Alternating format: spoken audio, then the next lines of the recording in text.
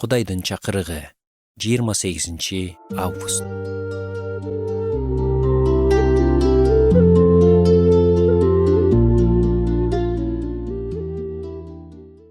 Көп адамдар көйгөйлүү үй бүлөлөрдө чоңоюшат. Балдар үй бүлөлүк талаш тартыштарга күбө болушат. Кээде зордук зомбулукка же кыйноого дуушар болушат. Же менин абалымда эле ата үй бүлөнү таштап кеткендиктен ташталгандык сезимин башынан өткөрүшөт. Бактыга жараша апам мага көп сүйүү берип, Кудай менен жашоону үйрөттү. Ал менин кыялдарымды колдоп, мага ишенди. Ошондуктан мен ачык жана чыгармачыл адам болуп чоңойдум. Бирок апам каза болгондон кийин жалгыздык менен кошо ташталгандык сезими кайра кайтып келди.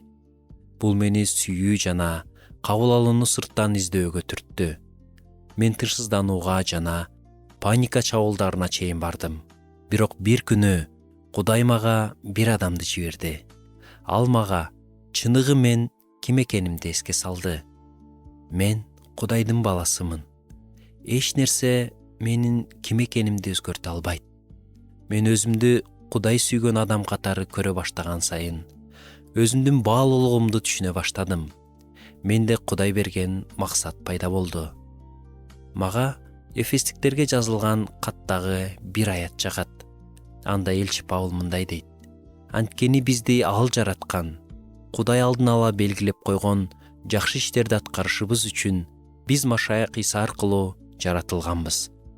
Мен түшүнө баштадым. Кудайдын сүйүүсү аркылуу мен мурда мүмкүн эмес деп ойлогон нерселерди кыла алам. Менде жашаган анын руху жана анын сүйүүсү аркылуу мен өзүмдүн чакырыгымды аткара алам жана муну аягына чейин улантам.